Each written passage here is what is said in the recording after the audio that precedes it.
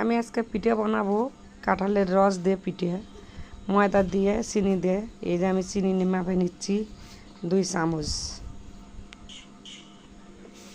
তারপর দিব আমি ময়দা। চিনিটা আমার হয়ে গেছে, এখন দিব আমি ময়দা।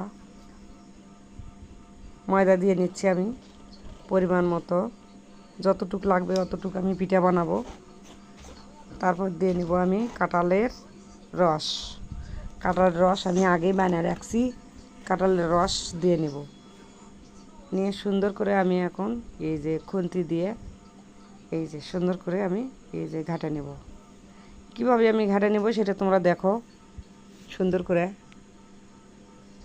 হ্যাঁ, এইভাবেই আমি ঘাটে নিচ্ছি। দেখেন, বেশি পাতলাও করব না, বেশি ভারীও করব না। আমি এগুলো দিয়ে বড়া বানাবো, কাঁঠালের বড়া।